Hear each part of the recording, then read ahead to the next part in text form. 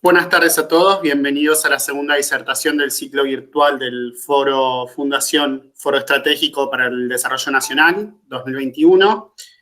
Hoy vamos a estar presentando un punto de vista para transitar la transformación hacia una matriz energética sustentable. La exposición va a estar a cargo de Rubén Turienzo y vamos a darle la palabra entonces a la doctora Norma Cadopri Frigerio. Muchas gracias. Buenas tardes a todos, un gusto en saludarlos.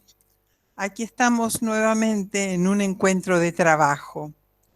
Hoy tengo sumo interés en presentar al ingeniero Rubén Turienzo, quien es director comercial de la empresa Pampa Energía, y él ya nos acompañó en el año 2018 cuando hicimos un encuentro en el CCK, en el Centro Cultural Kirchner, que dimos en llamar Energías Renovables y Cambio Climático en la Argentina del siglo XXI. Fue en esa ocasión cuando el ingeniero Turienzo participó en la mesa de financiamiento de proyectos con el entonces subsecretario de Energías Renovables y Eficiencia Energética, el ingeniero Sebastián Kind. Rubén Turienzo es ingeniero electricista por la Universidad Nacional del Sur, máster en Dirección de Empresas de la Universidad del SEMA. Se desempeñó laboralmente desde el año 1994 en el sector de generación de energía eléctrica y en el año 2000 ocupó el cargo de gerente comercial de Hidráulica Piedra del Águila y luego de la Central Puerto. Actualmente es director comercial de Pampa Energía, director en la compañía administradora de mercado mayorista en representación de la Asociación de Generadores de Energía Eléctrica de la República Argentina, cargo que ocupó por 11 años durante distintos periodos.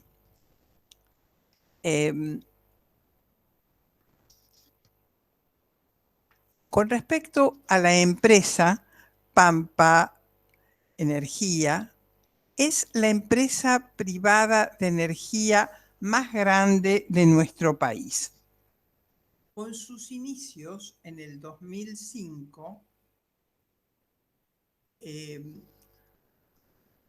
hoy tiene participación activa en cadenas de valor de electricidad y de gas natural en la Argentina. Trabajan comprometidos con los valores que ellos perciben, que los representan, como son el trabajo en equipo, la innovación, la responsabilidad por la comunidad y el medio ambiente, y procuran aportar al desarrollo sustentable, contribuyendo a la construcción de una Argentina moderna, dinámica e inclusiva. En diciembre del 2020, Pampa y subsidiarias empleaban más de 9.700 colaboradores directos y más de 10.000 indirectos en casi todas las provincias de nuestro país. Ahora bien, el tema que abordará el ingeniero Turienzo, tal como lo indica el título de su ponencia, es cómo transformar la matriz energética en una cuestión sustentable. Y pienso que, como lo indica la agenda de la Organización de las Naciones Unidas, es posible aprovechar toda esta década que recién comienza para detener y revertir la degradación ambiental de los ecosistemas. Si bien parece algo paradójico, casi imposible, lo que necesitamos es abandonar en la medida de lo posible, lo antes posible, la utilización de combustibles fósiles y lograr su reemplazo por las energías renovables, por las energías limpias, que constituyen una de las grandes riquezas naturales de nuestro país, y estoy hablando de la energía solar, de la eólica, de la biomasa y en menor proporción de la hidráulica. Por eso debemos desarrollar la capacidad de conciliación para asumir el pasado, para anticipar el futuro y para cultivar el pensamiento crítico a través de incorporar los dilemas del mañana en el hoy. Pero para que haya innovación se necesitan contribuciones básicas. Una es el respeto a la propiedad privada y la otra es el desenvolvimiento de los mercados con una apreciable margen de libertad. Yo invito al ingeniero Rubén Turienzo a que dé comienzo a su exposición. Por favor, Rubén, adelante. Bueno, buenas tardes. Muchas gracias, Norma, por la presentación y por el recuerdo de la charla de hace unos años. Un gusto poder estar aquí con ustedes. Muchas gracias a Norma por la organización. Fundamentalmente, muchas gracias a ustedes por dedicar un rato de su tiempo para escucharme. Yo voy a tratar de ir levantando la presentación.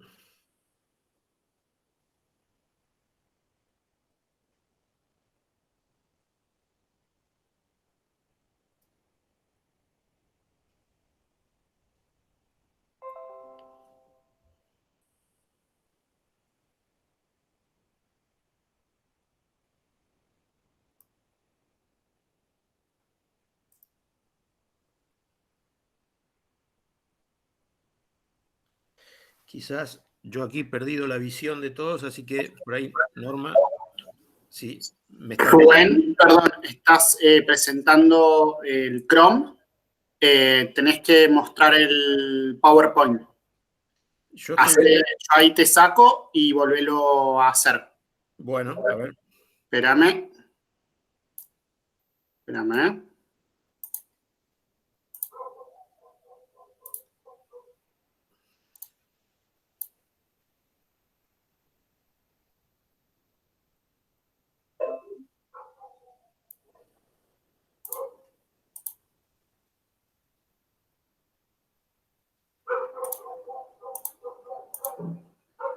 Ahí va, prueba de vuelta, por favor.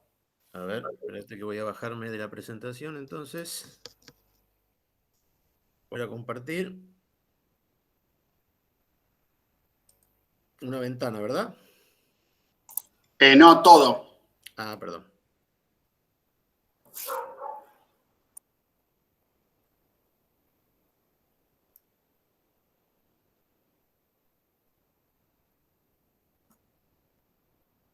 Ahí estoy presentando la pantalla.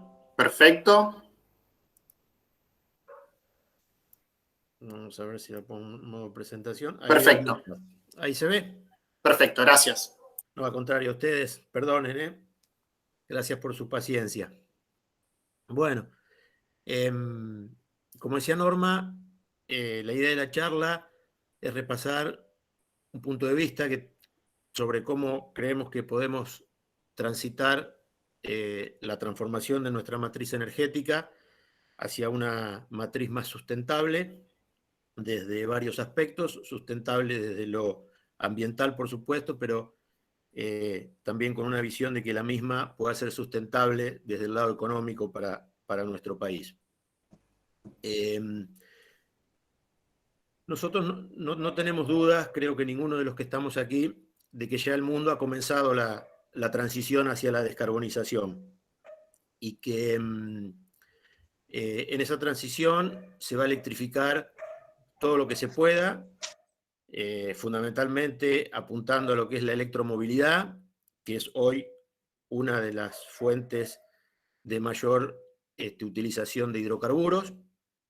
Creo que también en este proceso hoy tenemos una excelente noticia, por lo menos para mí, que es la posibilidad de ver que los consumidores con sus conductas ya están premiando a todos aquellos productos que van desde los alimentos hasta los automóviles o hasta lo que se les ocurra, que sean producidos con energías renovables. Me parece que eso es una buena noticia, que creo que vino para quedarse, y que eso, dada la gran cantidad de recursos de tipo renovable que tiene la Argentina, va a terminar siendo una buena noticia para Argentina. Yo, basado un poco en esa noticia, y si bien estamos viendo muchas instituciones, cámaras, inclusive en su momento la Secretaría de Energía, que hace proyecciones o muestra escenarios energéticos a largo plazo, o sea, al 2030, al 2040, al 2050, la verdad que mi catalejos o mi aspiración va mucho más cerca, digamos. Me parece que 10 años en Argentina es mucho plazo, vamos cambiando muchas cosas, así que por el momento me he puesto a analizar acá un poquito más cerca, con la idea de darle una métrica a esto que por ahí ya hace unos años la ley 27.191 nos ha puesto como la obligación de generar o cumplir con una generación del 20% renovable. Creo que 5 años para Argentina ya es un mediano plazo, y un poco en la charla de hoy quería ver hasta ahí y ver si al final de la misma ustedes comparten este punto de vista, de que creo que están dadas las condiciones en Argentina para llegar a ese valor, aún parados hoy en una condición macro un poco difícil, pero me parece que esta meta, por lo menos como primer paso hasta el 2025, es alcanzable. Después vamos a ver hacia el final, creo que para seguir más allá hay algunos otros desafíos, pero que creo que todavía hay tiempo para estudiarlos e implementarlos. Por ende, en la charla voy a tratar de justificar, de argumentar o de explicar esto que digo. Fundamentalmente, primero, y por lo que me comentaba Norma antes de entrar a la presentación, el auditorio es bastante variado en cuanto a su formación, con lo cual espero no ponerme muy específico en los temas eléctricos, y no cansarlos con a lo mejor generalidades, pero me parecía que por ahí repasar la situación actual y un poco el contexto, en la medida que no hay especialistas energéticos, nos puede ayudar a que todo lo entendamos. Así que una parte voy a repasar la situación actual.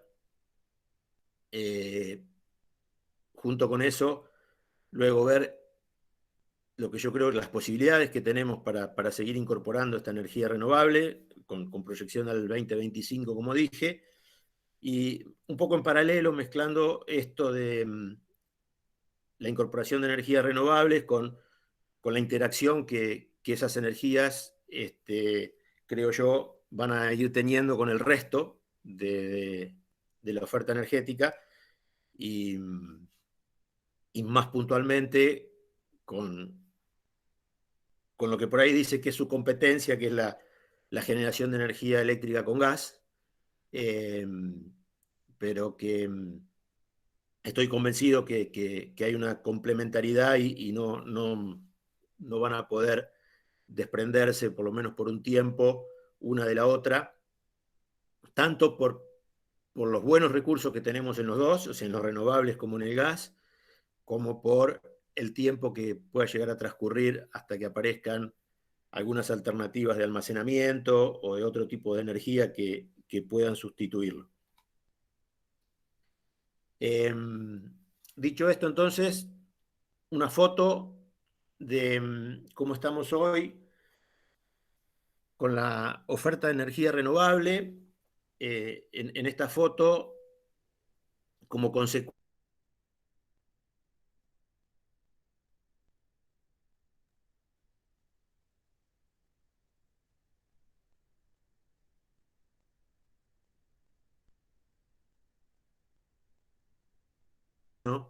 entre privados.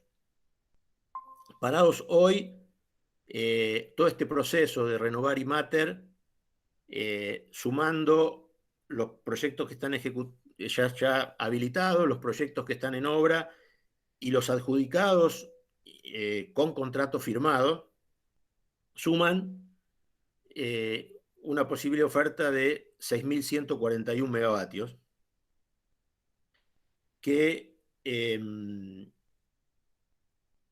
lo que es el proceso Renovar 1 y Renovar 1,5 sumaron 2.400 megavatios, de los cuales casi el 77% ya hoy están operativos, un porcentaje muy menor está en obra y hay un poquito menos del 20% de proyectos que no se han iniciado. Respecto a Renovar 2, que es obviamente el último, ahí vemos una composición un poco distinta. Hay solo el 30% de proyectos ejecutados, poco más del 10% en obra, y ahí sí casi un 60% de proyectos que no se han iniciado y con baja probabilidad, a mi criterio, de que se inicie. En lo que hace al MATER, prácticamente no tenemos ya proyectos en obra. Tenemos un 67% ya ejecutado y un poquito más de 30% de proyectos que no se han iniciado, y también creo yo de dudosa probabilidad que en este contexto o bajo esta modalidad, así como están estos contratos, se puedan llevar adelante por distintos motivos. De los 500 megas que este proceso resucitó de la antigua licitación que en su momento se llevó a cabo desde el Ministerio de Planificación, la resolución 202 permitió, con la adecuación de algunas cuestiones contractuales como precio fundamentalmente, poder volver a poner en vigencia contratos que estaban caídos porque no se habían podido poner en marcha en su plazo. De esos 500 megas que la resolución 502 permitió volver a poner en marcha, un 86% se realizaron, estos 430 megavatios, quedando solo un 14% que no se realizaron y que creo que también tienen muy bajas probabilidades de hacerse en este contexto. Esta foto un poco la pretendo visualizarla en esto que más se parece a una película, que es cómo han evolucionado estos contratos o estos proyectos, arrancando desde los que ya había en un proceso que ya estaban operando en el 2015. Un poco la película la pretendo mostrar, la curva superior muestra cómo hubiese sido la incorporación de megavatios que se ve en el eje de la izquierda en función del transcurso del tiempo, si se hubiesen cumplido las fechas comprometidas, y las curvas de abajo en modalidad estilo área representan la oferta real que se fue logrando, y acá dividida por la tecnología. Obviamente la más numerosa la constituyen los proyectos eólicos, seguidos por los solares, pequeñas centrales hidroeléctricas y los más pequeños son los de biomasa. Bueno, han seguido esa dinámica con esos plazos. se ha hecho lo que se pudo y llegamos al día de hoy con 4.578 megavatios de energía renovables habilitados ya comercialmente. De la mano de un proyecto eólico faltante que está por aquí y 2 proyectos solares que entiendo están a punto de finalizar de acá a fin de año. Esta película muestra que vamos a lograr llegar a los casi 5.000 megavatios de oferta renovable a fin de año. Y creo yo que es, si nada cambia, lo máximo que se va a obtener. Y quedarían del orden de 2.000 megavatios de proyectos que por distintas razones no se pudieron llevar adelante. Muchas de esas razones ustedes se las imaginan. En este momento creo que las autoridades están en proceso de encontrar la forma de resolver esos contratos que están firmados y que no se han podido llevar adelante. Situación que no es sencilla, fundamentalmente, creo yo, porque hay, si bien los contratos especificaban algunas fechas límites y la posibilidad de que esos contratos se cayeran si no estaban habilitados para esas fechas, también estos contratos prevén multas muy importantes, penalidades muy importantes, ejecución de garantías, en el caso que eso ocurra, y como esas garantías son millonarias, y como entiendo que varios, por no decir casi todos, los propietarios de esos proyectos han presentado en algunos casos fuerza mayor por distintos motivos, condiciones de cambios de condiciones económicas, etcétera, etcétera. Yo creo que entrar en un proceso de finalización de esos contratos, aplicando al pie de la letra lo que está escrito, nos llevaría a un proceso de los cuales varios de ellos se entrarían en proceso judicial, perdón, y eso significaría, para mi gusto, tiempos muy largos de resolución, y que en esos tiempos creo que no se podría liberar la capacidad de transporte que esos proyectos han pisado hasta que no se resuelva judicialmente. Afortunadamente creo que hay voluntad de las dos partes de encontrar un camino consensuado para la mayoría de ellos, y ver si en algunos casos, con algunas modificaciones de contrato, se pueden lograr que se pongan en marcha, y en otros casos permitir la salida para aquellos contratos que las condiciones económicas o de contexto que han cambiado los hacen inviables. Así que yo soy optimista que, por lo menos para esta parte, en el corto plazo debiéramos contar con otra vez estos 2.000 megavatios disponibles para ver si otra vez la creatividad nos permite, sin necesidad de ampliar el transporte en el corto plazo, intentar volver a llevar adelante, quizás si no estos mismos proyectos, otros, pero que en definitiva usen esta misma capacidad de transporte, y volver a pensar que en un mediano plazo volver a llegar a la oferta de los 7.000 megavatios.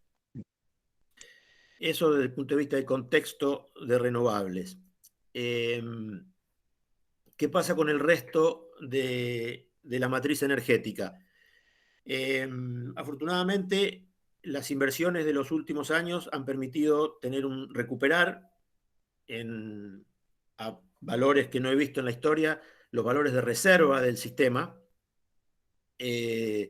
Reserva que se mide como la relación entre la demanda máxima que está dada por esta línea, no sé si ven el cursor, que más o menos se ha mantenido estable la demanda máxima de cada uno de los años en el entorno a los 26.000 megavatios.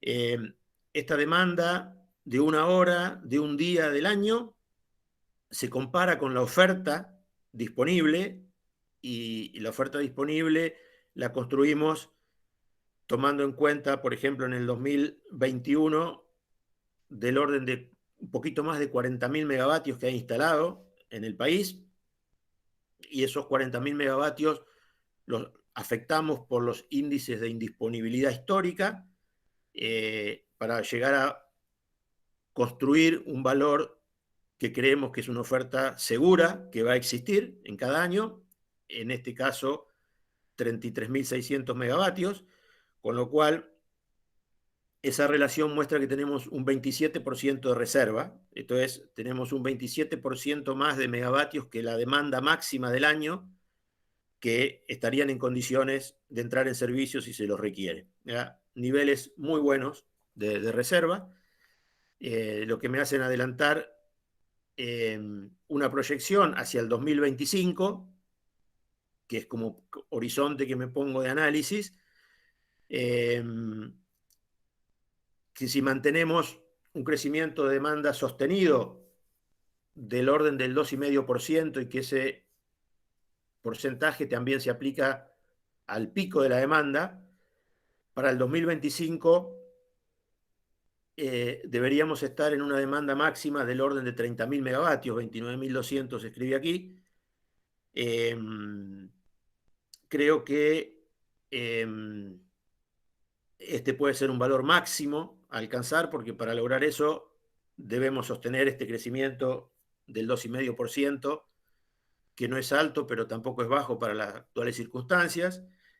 Y por otra parte, para poder lograr esa demanda, deberían mejorarse algunas de las redes de distribución, en algunas de las distribuidoras donde están las principales demandas, porque eso ha sido una de las razones que en los últimos años, a mi entender, la demanda no haya podido superar los 26.000 megavatios. O sea, estos valores altos de demanda se vienen dando en los veranos, son esas semanas donde tenemos 2 o 3 días con temperaturas de 35 grados, y ahí nos encontramos que por lo menos hoy en muchos de los lugares la demanda no llega al mercado mayorista, simplemente porque tenemos falla en la red de distribución. Entonces, solucionado eso y este crecimiento, podemos llegar a tener una demanda del orden de los 33.000 megavatios, que comparado con la oferta que prevemos para ese momento, donde solo hemos incorporado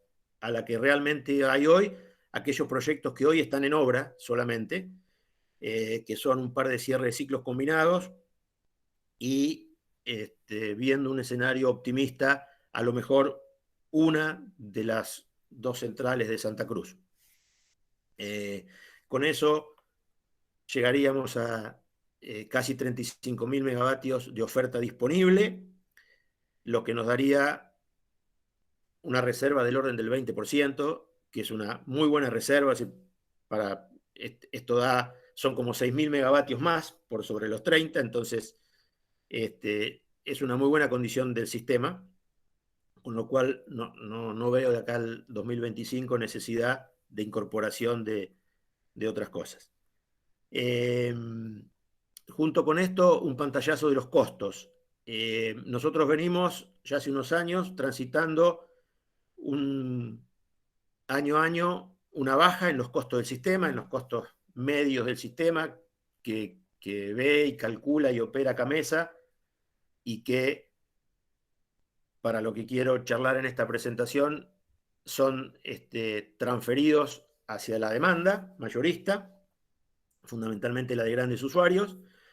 Este proceso de crecimiento de los costos se ha dado, por un lado, por la variación de los costos de los combustibles, en leve medida compensado hacia el alta por el aumento de los costos de los contratos. O sea, traducido a aumento de los costos de la potencia que paga el sistema.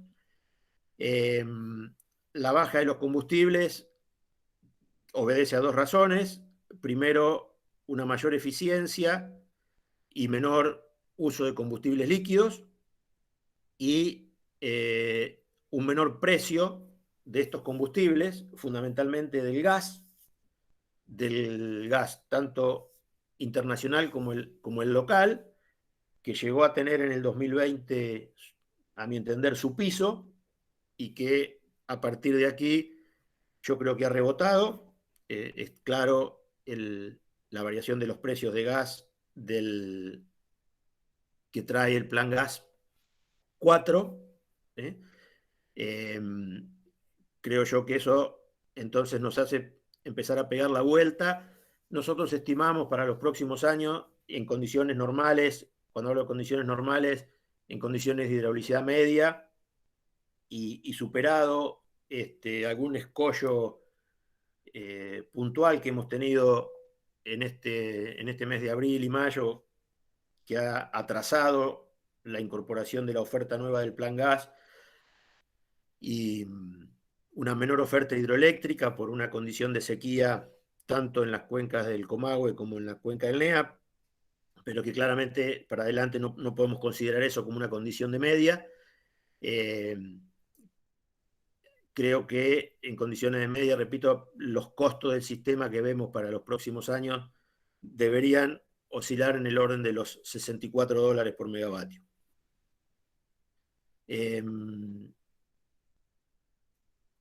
Perdón, antes de avanzar, me gustaría contar un poquito la composición de la oferta que veo para el 2025, porque creo que nos va a ayudar a entender un poco de las afirmaciones que voy a decir después. Dentro de lo que es esta oferta para el 2025, vamos a tener 11.000 megavatios disponibles hidroeléctricos como de punta. No es lo importante. Por cuestiones de redondeo acá se muestra 2.000, pero es un poquito menos de generación nuclear. Acá estamos considerando las 3 centrales nuestras, que es algo menos de 2.000. Y la oferta térmica, me gustaría resaltar que vamos a contar con del orden de 13.000 megavatios de esa oferta térmica dada por ciclos combinados, que es la oferta térmica más eficiente que hoy conocemos. Los 9.000 restantes corresponden a otro tipo de tecnología, fundamentalmente turbogás y algunos motores. Ya para ese entonces veo que se van a reducir del sistema por lo menos la mitad de las unidades turbovapor que hay hoy, porque creo que ya han alcanzado sus horas de vida, y volverlas a poner en condiciones frente a la eficiencia que estamos viendo ya no tendría sentido desde el punto de vista económico.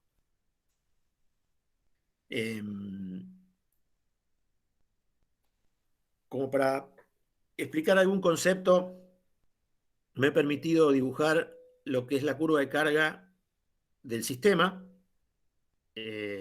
para interactuar un poco con ustedes y contarles cómo lo veo, que esa demanda de energía, que obviamente es la curvita superior, cómo la estamos cubriendo hoy.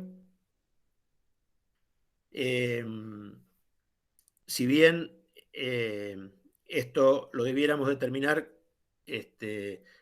corriendo modelos de simulación bastante complejos y que nos digan qué probabilidad tenemos de tener esta curva, como para transmitir los conceptos, yo simplemente voy a hacer un ejercicio práctico en donde he tomado esta curva de carga, que es una curva de carga típica de un día de invierno, que obviamente no es la del día de mayor demanda, pero tampoco es la del día de menor demanda, y tampoco es el día de mayor oferta hidráulica ni de menor oferta hidráulica.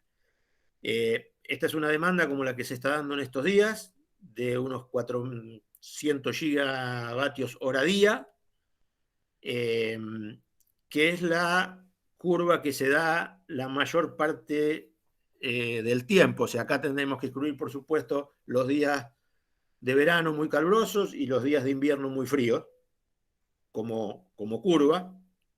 como decía antes, si nos vamos a un día de verano, este pico que hoy está en los 19.000 megavatios sube hacia los 26.000, pero esto se da una hora en el año.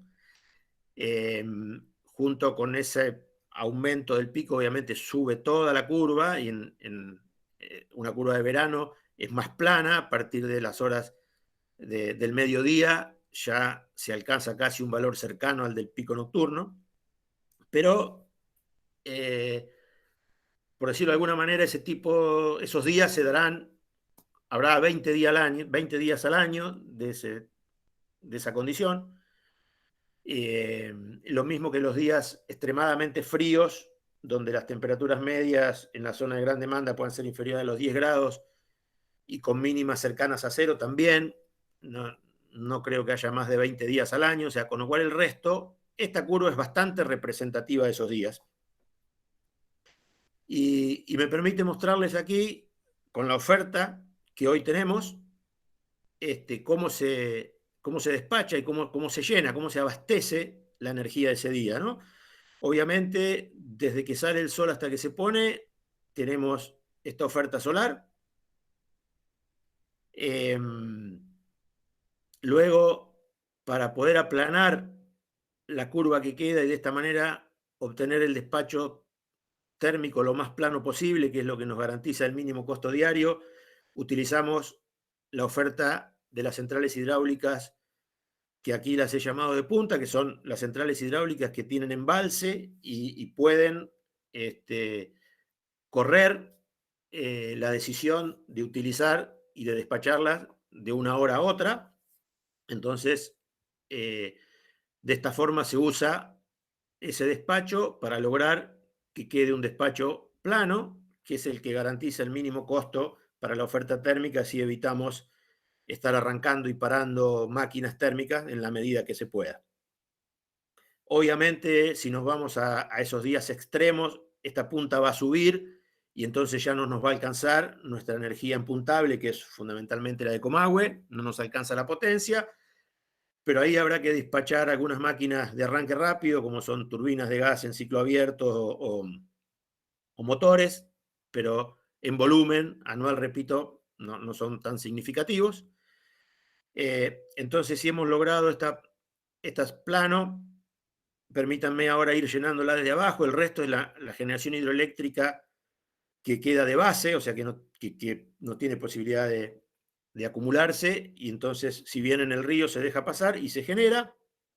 En este caso, la suma de la de punta más la de base las hemos llevado al nivel típico que se da en condiciones medias, donde la oferta hidroeléctrica está entre el 25 y el 30% de la demanda. Obviamente, acá repito, para la condición hidrológica media. Después tenemos la energía nuclear, y entonces nos queda, y aquí era el primer concepto que quería transmitir, nos queda para cubrir con el resto de la oferta renovable, que acá yo le he puesto eólico porque es la mayoría, y el térmico, esta banda, que en esta curva de demanda de un día hábil estamos hablando de 9.500 megavatios, que entonces, acá lo relaciono con el primer gráfico donde decía el tema de la oferta. Nosotros hoy contamos con una oferta de 13.000 megavatios de ciclo combinado, con lo cual pretendo demostrar con esto que en las condiciones normales nuestro despacho térmico va a ser altamente eficiente para los próximos años, ¿sí?, con ciclos combinados y renovables, lo que me hace arribar a esta primer pequeña conclusión, que por lo menos a mí como argentino me enorgullece, que es nuestra matriz energética desde el punto de vista eléctrico. Hoy es una matriz limpia, toda vez que si sumamos rápidamente la oferta energética que tenemos aquí, que no es con hidrocarburos, que es 25-30% de energía nuclear, 5% de nuclear, y la renovable, que hoy estamos en el orden del 10-15%, ¿sí? Yo creo que vamos a llegar, debemos estar en el 12%, ojalá hacia fin de año lleguemos a que la oferta es 15%. Sumando esas componentes, tenemos casi el 50% de la energía que utilizamos en un día cubierta con combustibles que no usan hidrocarburos. Pero el otro 50 o 50 y algo por ciento, que es térmica, está dada con la tecnología que hoy cuenta el mundo como más limpia, o sea, es máquinas súper eficientes como son los ciclos combinados, abastecidas con gas. ¿Sí? Y aquí voy a aclarar, abastecida con gas, saliendo de esta cuestión coyuntural de este mes de mayo y junio, en donde no pudo entrar por algunos conflictos gremiales la oferta que estaba prevista del Plan Gas 4, ¿sí? Y donde hoy tenemos una condición puntual de una hidraulicidad un poco más abajo que la media, pero en condiciones de media, mi primer conclusión es que hoy tenemos la matriz bastante diversificada y limpia.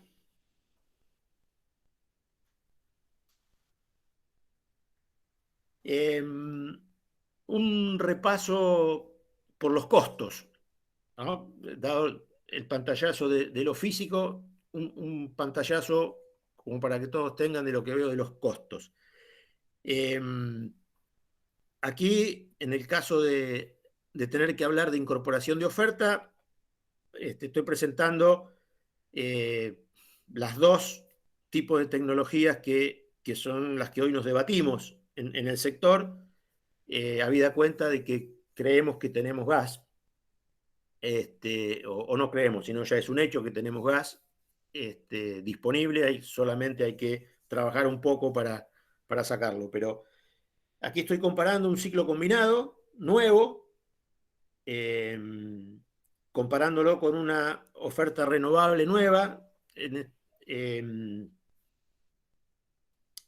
Estoy usando para ambos casos una tasa de descuento idéntica para uno u otro proyecto, que quizás no sea las tasas de descuento que hoy usa el mercado por la situación macroeconómica, pero es una tasa que en los últimos años he visto que se usaron en todos los proyectos.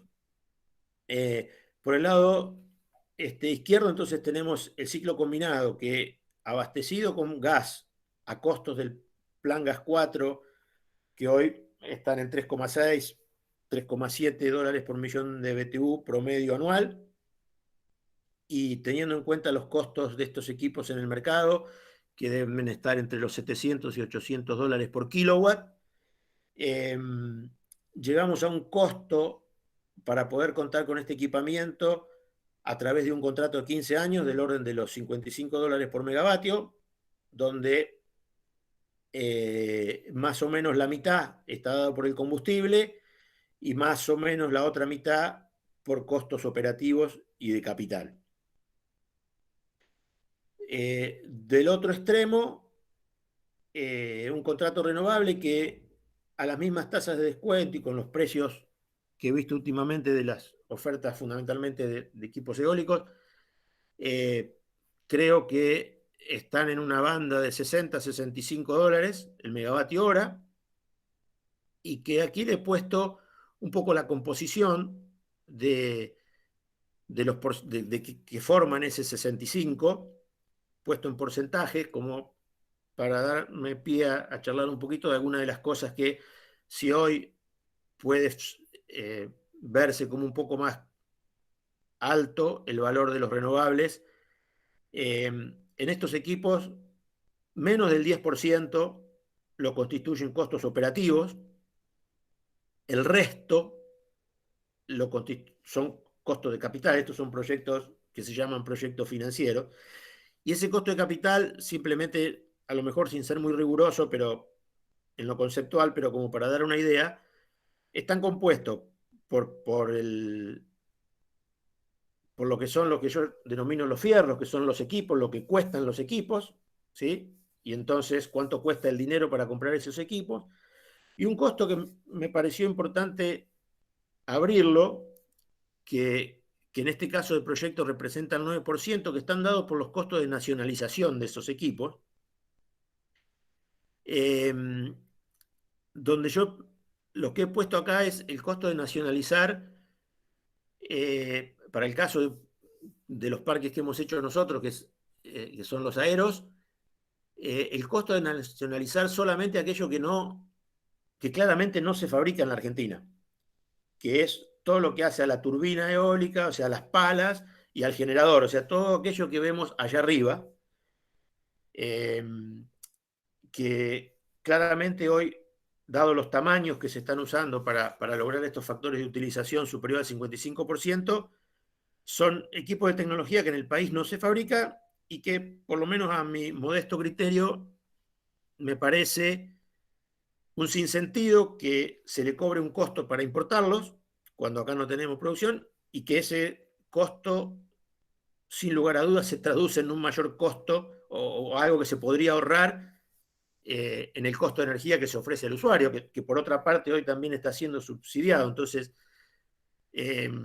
si sacamos el tema de solamente de recaudación, creo que ahí hay algo para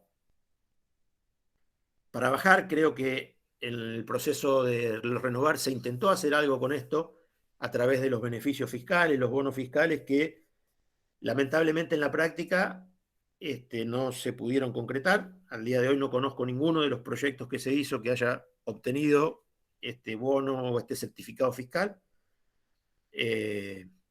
hasta el momento por problemas de implementación. Y el otro, obviamente, que es el costo de capital, que me parece que si logramos de una vez acomodar la macroeconomía y dado que son proyectos que son por ahí apoyados su financiamiento por algunos gobiernos, dado su aporte al medio ambiente, creo que ahí hay una posibilidad de reducción en ese costo que claramente no va a permitir transitar estos puntos suspensivos que puse acá entre un número y otro. La otra parte de los costos, que voy a ser muy cortita, pero es simplemente para tener un concepto, es, además del costo cuando comparo un equipo nuevo con otro, bueno, aquí pretendería comparar un poquito simplemente para mostrarles que es verdad que hoy por hoy, a los costos de gas y al parque que tenemos, el costo variable que se le paga a la generación renovable, que en promedio debe estar un poquito por debajo de los 60 o por $60 el megavatio hora cuando se da la generación, que es digamos, lo que muestra esta curva. Esta curva es una monótona anual que muestra en cada una de las horas de año cuánto está generando un determinado proyecto, en este caso un parque de 100 megavatios, donde claramente vemos que no es pareja. Afortunadamente tenemos muy pocas horas al año, menos del 10%, donde la generación es cero, que luego, en función de la dispersión geográfica que tenemos en nuestro país, claramente va a ser que la suma de todos los eólicos prácticamente no se dé la condición de cero. Siempre vamos a tener algún parque generando algún valor, dependiendo de la velocidad del viento, ese valor será el máximo o cualquier valor que pueda estar por acá. Pero quería mostrar acá que si esta energía, que en promedio se le paga $60 el megavatio hora, cuando esté generando, este valor va a estar desplazando a una generación térmica que tiene este perfil en el año, es distribuido como monótono. O sea, en promedio el costo térmico para los próximos años va a andar por acá, entre los 40 y los $50, donde hay muchas horas que esta generación eólica va a estar desplazando un ciclo combinado cuyo costo es inferior a los $30 por megavatio hora. O sea, eso genera un sobrecosto para el sistema, eso está claro. Pero me parece que no es lo importante o no es tan relevante dada la cantidad que tenemos de energía eólica. frente a los otros beneficios que obviamente yo acá no lo muestro porque no soy especialista y no quisiera mezclarlo con los temas netamente eléctricos o energéticos. Pero que sin duda existen otro montón de beneficios por la utilización de esta energía renovable. Dicho esto del problema de los costos, acá quiero apuntar, digamos, a esto que digo que por qué creo que se van a seguir haciendo y por qué creo que vamos a cumplir. Voy a tratar de explicar un poco esto que parece así un círculo, que yo lo llamo un poco un círculo virtuoso para explicar este tema. Partiendo de esta hipótesis que decía que en los próximos años vamos a tener un crecimiento del 2,5%,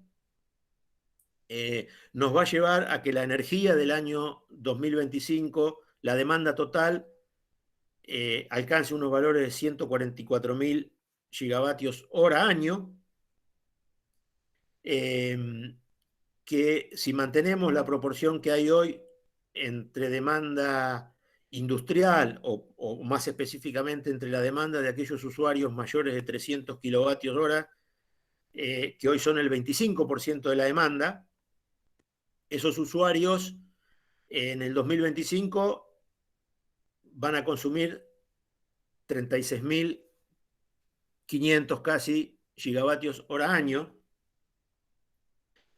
y que si aprovechando la capacidad de transporte remanente que nos queda hoy, que son estos 2.000 megavatios, logramos entre los privados generadores y los privados de la industria encontrar una ventana de negociación donde podamos encontrar precios y plazos que nos satisfagan a ambos, me permito suponer que entonces estos 2.000 megavatios nuevos podrían ser tomados por esta demanda industrial, que totalizaría, sumando lo que hoy ya tiene contratado, casi 2.800 megavatios, que esos 2.800 megavatios, si en promedio, contando eólicos y solares, lográramos un factor de utilización del 45%, generarían una energía cercana a los 11.000 gigavatios, que significarían, esos 11.000 gigavatios representarían el 30% de esta demanda, del total de la demanda industrial. O sea, si todos los usuarios mayores de 300 kilowatts se contrataran al 30%, llegaríamos entonces a tener una energía renovable de 36.500 gigavatios, como dije antes, que por esas coincidencias de los números, cuando le sumamos los 18.000 gigavatios hora que tiene contratado ya Gamesa, sin ampliar la oferta que hoy tiene, llegaríamos a cumplir ese 20% que nos exige la ley. Y en este concepto, yo remarco que obviamente si la demanda no creciera al 2,5%, igual se contratara de esta forma, entonces el aporte sería superior al 20%, pero que yo me la imagino en un proceso de acuerdo entre partes, no obligando al gran usuario a contratarla, fundamentalmente por lo que decía al principio, que el gran usuario, a mi entender, puede encontrar por lo menos 3 ventajas a través de esta contratación. La primera, que dado los números que hemos visto, el costo de esa energía sería del orden del costo que le transferiría Gamesa, por esos $64 que estamos viendo del costo del sistema hacia adelante. En segundo lugar, porque esta energía que contraten a través de, por mecanismo de largo plazo, y dado que es renovable, le permitiría dar una estabilidad de su costo, toda vez que esto quedaría blindada, por decirlo de alguna manera, de las variaciones de la variación de los precios internacionales de los hidrocarburos, internacionales o de Argentina, digamos, ¿no? Para este caso. Y la tercera razón es lo que mencionaba al principio, que creo que ya muchos de las industrias están tomando, que es esta imagen que obtienen con sus consumidores y posibilidad de ofrecer un producto diferenciado con mejoras económicas o mejoras de imagen. Obviamente, no creo que el 100% de la industria argentina tenga estos beneficios, sobre todo estos que tenían que ver con producir un producto renovable o pertenecer a una multinacional que por políticas empresariales sí las casas matriz los obligan a tener cierto porcentaje de renovable. Pero entonces, si bien, repito, no el 100% de la gran industria va a contratar 30, lo que estamos viendo es que aquel que tiene estas ventajas, hoy en día está requiriendo, en algunos casos, el 50% de su demanda o más. Entonces, habrá algunos que no contratan nada, pero dado que algunos contratarán el 50 o más, yo creo que podemos encontrar por ese lado una salida, por lo menos, como decía al principio, para en el corto plazo, sin necesidad de las inversiones de ampliación de transporte, podamos llegar a este número cercano al que nos obliga la ley. Me parece que esta es la base de mi razonamiento. Y ya por último, para terminar, vuelvo al ejemplito del llenado de la curva diaria, pero esta curva ya es la que preveo para el 2025, donde ha crecido un poco en volumen, ya el pico supera los 20.000 megavatios aquí, pero que me permite mostrar que a pesar de ese crecimiento sostenido, todavía lo que me queda para llenar con generación térmica y renovable es inferior a la oferta que yo tengo en ciclos combinados o que voy a tener para ese momento, con la incorporación de los 2 ciclos que faltan. O sea, me parece que, otra vez, en condiciones de media, y incorporando estos 2.000 megavatios, vamos a seguir teniendo una matriz que yo considero limpia y diversificada, en donde quizás sí, para ese momento, las variaciones que podamos tener en la energía renovable, tanto acá como en el solar, que yo he estimado acá como que pueden ser del orden del 60% de la capacidad instalada. Si la variación que puedo tener de un día a otro, no dentro de las horas del día, pero de un día a otro, puede estar en ese orden del 60% de la capacidad instalada renovable, eso me da que si yo esa variación no la puedo compensar pasando energía hidroeléctrica de un día para el otro, les vamos a poner al sistema de gas un desafío de absorber estas variaciones que aquí son del orden de 20 millones de metros cúbicos día, y que ese desafío de variación diaria se suma a la variación que tenemos en Argentina de verano-invierno, ¿no? Esos 40.000 metros cúbicos día que desaparecen en el verano del consumo de gas residencial y que la industria de gas va a tener que tratar de resolver cómo hacemos para tener la oferta de pico de gas que necesitamos, y ya sea por tecnología de almacenamiento, por exportando vía gas licuado, vía algún gasoducto a algún país vecino, por supuesto Chile seguro, vamos a tener que resolver desde el lado del gas. Y creo que sí, acá, por último, para terminar, por lo menos mi presentación y quedar abierto a lo que ustedes quieran preguntar, me parece que yo veo que en estos 5 años para llegar al 2025 nos quedan algunos temas que resolver. Obviamente, de cortísimo plazo, esto que explicaba, hay que resolver rápidamente las cuestiones contractuales que permitan liberar estos 2.000 megavatios. Creo que eso ya está en proceso de darse. Ojalá llegue próximamente.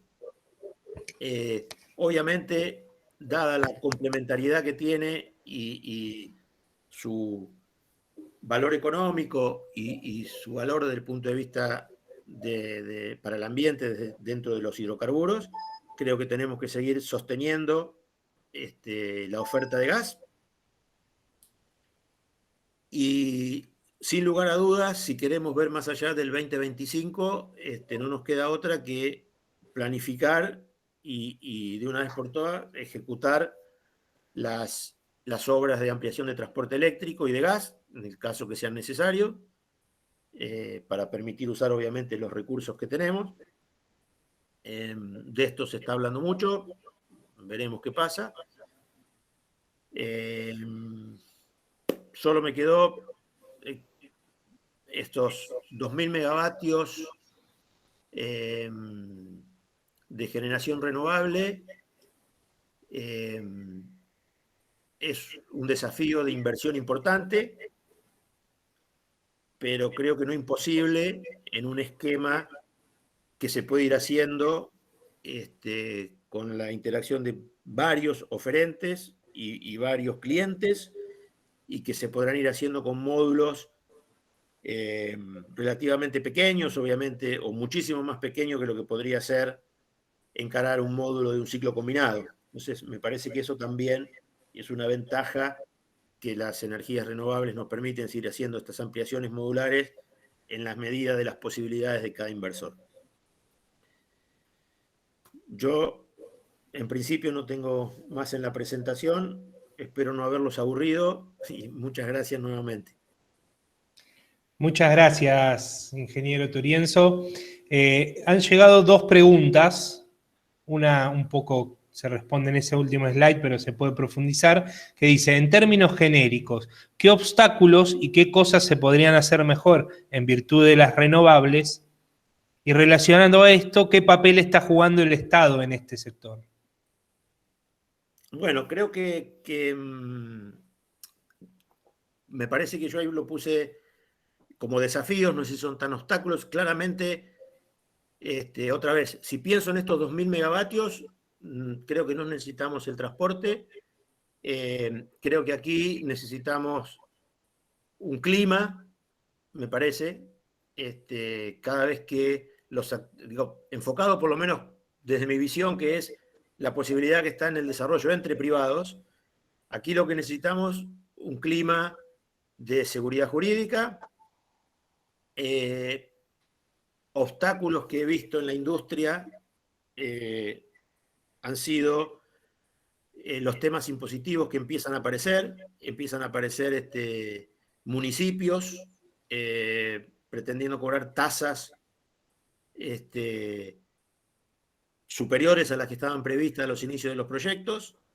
Creo que esto es un tema que, sin lugar a duda, el Estado tiene que, si bien ha empezado por los estados municipales, me parece que ahí el Estado Nacional tiene que asumir un rol para ordenar esto, porque claramente eso es un problema a la hora de desarrollar los proyectos en manos de los privados. Obviamente el obvio, la macroeconomía, como para permitir un clima de financiamiento. Me parece que yo ahí esbozaba, por lo menos que se me ocurre en este momento, creo que hay algunos, vuelvo al tema impuestos, me parece que hay algunas cosas que se podrían mejorar desde ese punto de vista. Y yo creo que con eso, cuando estuvo un poco de clima de confianza, alcanzó. Me parece que como para empezar a caminar está.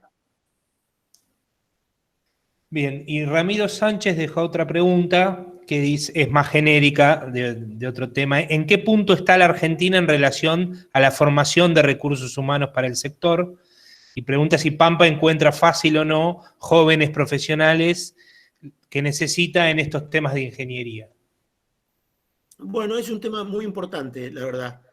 En general, nuestra experiencia, si uno lo compara con la región, siempre históricamente en la Argentina, bueno, ha habido buenos recursos humanos. De hecho, en muchas actividades exportamos cerebro, digamos, ¿no? No obstante, cuando lo bajamos un poco más al día a día y sobre todo apuntando a personal técnico especializado, ahí encontramos algún faltante y en eso en Pampa estamos trabajando mucho, estamos a través de la fundación eh, dando todo el apoyo que se puede a través de becas a todos los niveles de educación secundaria y universitaria como para apoyar el desarrollo de personas que si no tienen un apoyo se les hace muy complicado. Apoyando a las instituciones educativas también, eso tenemos una labor bastante intensa y en general no ha sido un cuello de botella imposible de transitar. No es fácil, pero creo que contamos en Argentina con el recurso, por lo menos el mínimo necesario. Veo, puede ser que por ahí no tenga acceso al chat, vamos a hacer una excepción, que el ingeniero Marcelo Álvarez levantó la mano, supongo que querrá hacer alguna intervención, por ahí no puede hacerla por escrito. Sí, muchas gracias. Perdón que no tengo la cámara prendida, estoy hablando desde la cama porque me pegó mal la vacuna del COVID. Primero agradecer la invitación y la exposición y hacer un par de comentarios. Yo debo reconocer que estoy menos optimista que el ingeniero Turienzo respecto del cumplimiento de la ley a 2025, ojalá tenga razón él. Pero yo no veo que solo con Mater y distribuida, que distribuida no se mencionó y es uno de los motivos del comentario para ver su opinión, no veo que sin reemplazar renovar por otro mecanismo vayamos a alcanzar el objetivo. Veo en las discusiones entre CAMESA y la Secretaría de Energía respecto de cómo solucionar los contratos. Veo todavía mucha indefinición porque es un tema complejo. No veo una decisión política explícita de mantener la capacidad de despacho en renovables. Veo mucha gente peleándose por ese potencial. Y tampoco veo tanta oferta con precios subsidiados de la energía para tener contratos en dólares entre privados a mediano o largo plazo. Esto sobre todo en momentos donde la tasa de interés para financiar los proyectos, usted mostraba la cantidad de siniestralidad en la ronda 2 de Renovar, es que la tasa, la que se proyectaron y la tasa que se consigue en el mercado después del 2018 son dos realidades completamente distintas. Y por último, para no hacer larga la intervención y agradeciendo el tiempo, un comentario respecto a la comparación de precios. Sé que usted lo hace en términos de precio de mercado porque es la comparación que hace el mercado básicamente, pero yo abogo por incluir todas las externalidades y los subsidios directos, indirectos y costos hundidos, porque eso mostraría que la diversificación de la matriz con renovables en términos de mediano plazo es más barato que lo que está desplazando. Pero esto simplemente en términos de una visión económica de cómo debiera ser la sustitución y la diversificación. Y como último, sí, comentario, perdón que dije último el anterior y mentí, me acordé de uno más que creo que es para compartir con ustedes. En la última misión de Estados Unidos para negociar con las autoridades argentinas, con Guzmán en particular, el apoyo de Estados Unidos para la renegociación con el Club de París y el fondo, se abrió una oportunidad por presión externa. Parece el mundo al revés, viniendo de Trump, pero lo obligaron al gobierno para tener el apoyo en esa negociación a un plan de descarbonización 2050. Y el gobierno, la verdad, es que salvo honrosas excepciones del lado Belis, Rodrigo Rodríguez Torkins y algunos más, Papa en Energía, no sabe muy bien qué significa eso ni qué costo tiene, pero está diciendo que sí, básicamente porque quiere conseguir el apoyo en la renegociación. Entonces, resumen, veo que tenemos un panorama incierto y la pregunta específica después de largo soliloquio es ¿cómo ve el mecanismo de reemplazo a renovar? ¿Cómo se podría hacer un mecanismo que el gobierno considere que no sean contratos en dólares como renovar, que sea aceptable por el gobierno y que ayuden a cumplir la meta del 20% al 2025? Gracias. Gracias Marcelo por la pregunta. Gusto escucharte. Primera cosa, espero que te mejores pronto de la vacuna. A ver, hay muchas cosas, ya me olvidé de todas las que dijiste, pero trato de acordarme alguna y voy diciendo, y si me olvido, tíramelo por el medio. El tema de las externalidades y demás, obviamente existen, no tengo duda. Mi análisis numérico, como decís vos, desde el punto de vista de un generador que va a ofrecer su producto,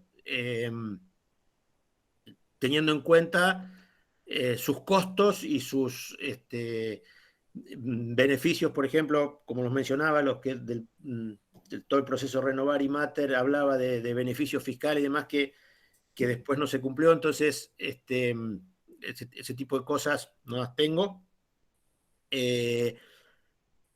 Respecto a la energía distribuida, sí, no mencioné nada, yo creo que ahí me parece que en mi optimismo veo o creo que va a haber un poquito más de energía y cuando hablo de distribuida me refiero a esa que a la domiciliaria, ¿sí? Me parece que es la que se puede venir si es que transitamos este camino que se estuvo conversando durante todo este año de modificar los niveles tarifarios mediante un mecanismo que permita trasladar a aquel que tiene la capacidad de pago el real costo. Si yo me imagino que si esa segmentación de una vez por todas se logra, ahí no soy muy optimista, por eso no mencioné nada, porque la verdad que desde el 2004 para acá, cuando empezó todo el tema de los problemas de la tarifa en dólares y los problemas para pagar, se está hablando de segmentación y ha habido varios intentos, ya creo que llevamos más de 10 años con eso, no se ha logrado, espero que se logre. Si eso se logra, creo que ahí va a haber un sector de la demanda, y ahí me estoy refiriendo a countries y demás, que cuando se enfrente a los costos reales, parecido al gran usuario, ahí me parece que hay una posibilidad por decisión económica y por inclusive deseos de tener energía renovable, ahí va a haber algo más. No me acuerdo cuáles más puntos trajiste. Liberar, sin duda que si se demora la solución, o digo, en definitiva, para este punto lo que necesitamos es que se libere transporte. Si se libera el transporte igual y después queda el conflicto entre privados, creo que se podrá construir igual, si el transporte no queda pisado por ninguna cautelar de ningún juez o algo por el estilo. Y yo creo, la verdad que mi experiencia, la de todo el equipo de Pampa, en lo que ha sido el desarrollo del Mater ha sido buena. Y claramente las cosas van cambiando y posiblemente en algún momento haya una demanda que está más ávida de hacer contratos, en otros momentos menos. En el caso nuestro, transitamos la experiencia de que, dado que somos un grupo con varias actividades en casi todos los pies de la energía, nos animamos, fuimos de los primeros que nos animamos a salir con el proyecto, aún cuando los contratos eran a muy corto plazo. Nosotros tenemos un ejercicio ya de muchos años. Originalmente venía de todo el paquete térmico, pero fundamentalmente desde el mecanismo de energía plus para acá. Hoy Pampa tiene más del 30% del market share de lo que es el mercado entre privados. O sea, también ahí tenemos sumando lo que es nuestra energía plus y Mater, somos el más grande en ese mercado y tenemos una cartera de clientes que nos animó inclusive a lanzarnos con el proyecto cuando no teníamos esa contratación a largo plazo. Obviamente esas cosas hay que ir analizando cada vez porque las condiciones van cambiando, pero creo que hay, así como Pampa, otros grupos con posibilidades de ir por este camino, un poco más agresivo, un poco menos. Sin duda, aquel que requiera un contrato para hacer un project finance, coincido contigo que las condiciones no están dadas para eso todavía. Pero bueno, quizás no serán los 2000. Yo soy optimista de que algo se va a ir haciendo si en la medida que aparezca el transporte.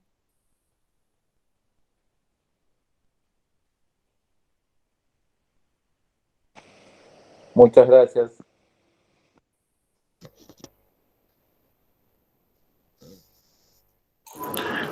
Bien, entonces damos la palabra de cierre de Norma. Bueno, quiero decirles que esta presentación la hemos grabado y la vamos a compartir en los próximos días, en las próximas 72 horas, con nuestros contactos y en las redes sociales. Para aquellos que asisten por primera vez, quiero decirles que la Fundación Foro Estratégico para el Desarrollo Nacional fue fundada en el año 2005 por dos notables científicos argentinos. Uno, el doctor Eduardo Yarró, entonces presidente del CONICET y discípulo directo del premio Nobel Bernardo Usay, y el doctor Conrado Baroto, fundador y director de la CONAE, organismo que construye, que desarrolla los principales satélites científicos de la Argentina, que son lanzados desde los Estados Unidos, desde Cabo Cañaveral, para captar información científica que fundamentalmente benefician al agro. Los proyectos durante estos 15 años fueron realizados por más de 300 científicos, tecnólogos y empresarios que son realizados por muchos de los que hoy se encuentran aquí presentes. Si hay algo que demostró la pandemia de este COVID-19, es que el mundo está íntimamente conectado. Un problema, una situación que se da en un lugar repercute a miles de kilómetros de distancia. Y esta situación nos permite reconocer que estamos en un momento de riesgo, pero también de oportunidades, dado que la Argentina puede exhibir el sistema eficiente que tiene para el uso de la tecnología. Y para terminar, me dirijo a los jóvenes. Quiero que sepan que aprender a pensar es igual que la paz o que la educación. Se siembra y debemos hacerlo cuanto antes porque lleva décadas cosecharlas. También que las cosas importantes son los ideales que deben estar acorde a los fines a los que nos dirigimos. Y que necesitamos para vivir libertad política, honradez administrativa y saber que el poder sale de la sociedad en la cual hay que insertarse. Esto será esencial para definir en qué tipo de planeta vamos a vivir y desarrollarnos tanto en lo social como en lo jurídico como en lo económico. Yo les agradezco mucho a todos ustedes por habernos acompañado. Quiero agradecer especialmente al ingeniero Rubén Turienzo por la importante información actualizada que nos presentó durante toda su conferencia. Y por último, hacerles saber a la empresa Pampa que, a mi entender, es una empresa de orgullo nacional. Nada más, los espero en el próximo encuentro y les deseo todo lo mejor, con todo mi afecto. Muchas gracias, Norma. Gracias, Rubén. Un abrazo y gracias a todos.